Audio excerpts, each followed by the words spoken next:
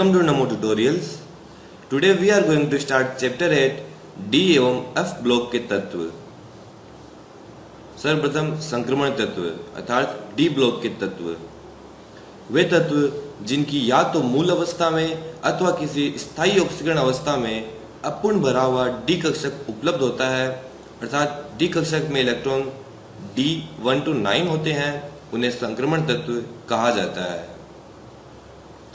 Note: zinc, cadmium एवं mercury को संक्रमण तत्व नहीं माना जाता है क्योंकि ना तो इनके स्वयं के इलेक्ट्रॉनिक विन्यास में और ना ही इनके स्थायी ऑक्सीकरण अवस्था में रिक्त डी कक्षक उपलब्ध होता है। जिंक का इलेक्ट्रॉनिक विन्यास 3d10 4s2 होता है।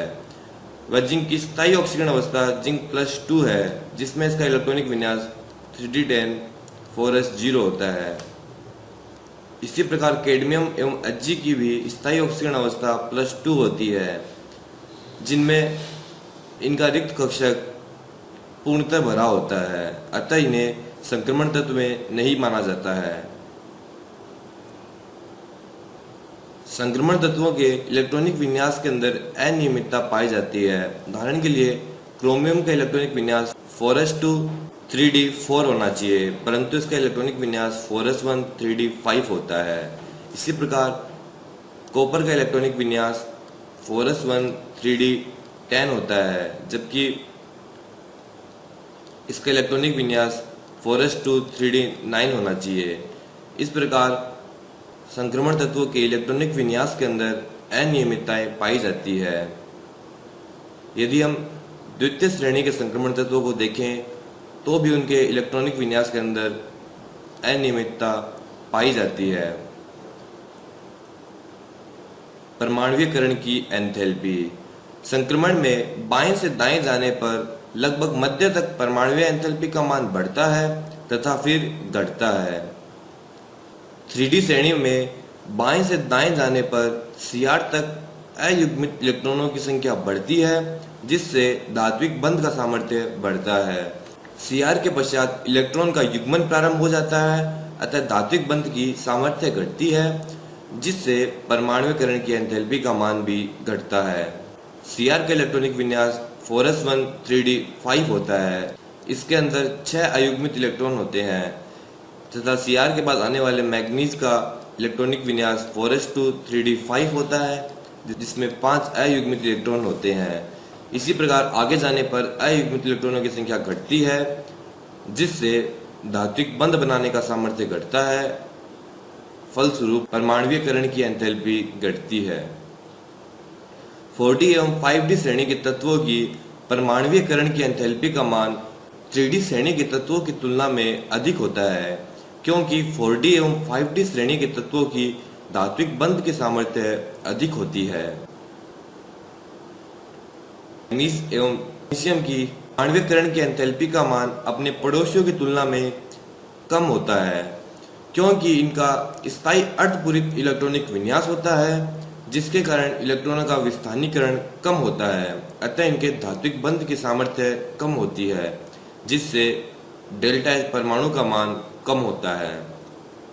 स्पष्ट है कि मैग्नीज एवं टेक्नीशियम की परमाणुीकरण की एंथैल्पी का मान अपने पास वाले तत्वों की तुलना में काफ़ी कम होता है क्योंकि इनका अर्धपूरित इलेक्ट्रॉनिक विन्यास होता है, इसलिए इनके परमाणुीकरण की एंथैल्पी का मान कम होता है। वह 4d एवं 5d श्रेणी के तत्वों की परमाणुीकरण की एंथैल्पी का मान 3d श्रेणी के तत्वों की तुलना में अधिक होता है। परमाणु अथवा आयन का आकार: संपूर्ण श्रेणी में बाएं से दाएं जाने पर परमाणु त्रिज्या घटती है एवं अंत में थोड़ी सी बढ़ती है। वर्ग में नीचे जाने पर 3d से 4d तक परमाणु त्रिज्या बढ़ती है क्योंकि कोषों की संख्या बढ़ती है परंतु 4d से 5d तक जाने पर परमाणुीय त्रिज्या का मान लगभग समान रहता है लेंथेनाइट संकुचन के कारण। स्पष्ट है कि जब हम 3d से 4d श्रेणी में जाते हैं तो परमाणुीय त्रिज्या में वृद्धि होती है परंतु 4d से 5d श्रेणी में जाने पर परमाणुीय त्रिज्या लगभग समान अथवा कम हो रही है। यह लेंथेनाइट संकुचन के कारण होता है। गलनांक बिंदु तथा क्वथनांक बिंदु सामान्यतः इनके मेल्टिंग पॉइंट एवं बॉइलिंग पॉइंट, मेल्टिंग पॉइंट अर्थात गलनांक बिंदु, बॉइलिंग पॉइंट अर्थात क्वथनांक बिंदु उच्च होते हैं। संक्रमण श्रेणी में बाएं से दाएं जाने पर मेल्टिंग पॉइंट प्रारंभ में बढ़ता है, मध्य में अधिकतम होता है एवं फिर घटता है। नोट: टेक्नीशियम का मेल्टिंग पॉइंट अपने निकटतम पड़ोसियों की तुलना में कम होता है क्योंकि इनका स्थायी अर्धपूरित इलेक्ट्रॉनिक विन्यास होने के कारण इनका विस्थानीकरण कम हो जाता है, जिससे इनके धात्विक बंध का सामर्थ्य कम हो जाता है एवं मेल्टिंग पॉइंट कम होता है। संक्रमण तत्वों में उच्चतम मेल्टिंग पॉइंट टंगस्टन का होता है तथा निम्नतम मेल्टिंग पॉइंट मरकरी का होता है। स्पष्ट है कि Mn एवं Tc का मेल्टिंग पॉइंट अपने निकटतम तत्वों से कम होता है क्योंकि इनका स्थायी अर्धपूरित इलेक्ट्रॉनिक विन्यास होता है तथा 3D श्रेणी के तत्वों की तुलना में 4D एवं 5D श्रेणी के तत्वों का मेल्टिंग पॉइंट अधिक होता है। आयनन एंथैल्पी आवर्त 3D श्रेणी से 4D श्रेणी में आने पर IE का मान घटता है, परंतु अपवाद स्वरूप 5D श्रेणी के तत्वों का फर्स्ट IE 3D एवं 4D श्रेणी के तत्वों से अधिक होता है।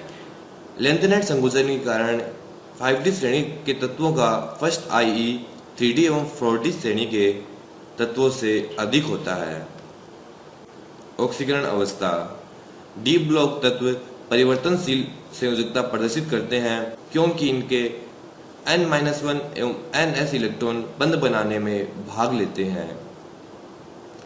डी ब्लॉक के अंदर केवल स्केडियम ही ऐसा तत्व है जो तीनों इलेक्ट्रॉन को एक साथ दान कर केवल एक ही ऑक्सीकरण अवस्था +3 प्रदर्शित करता है।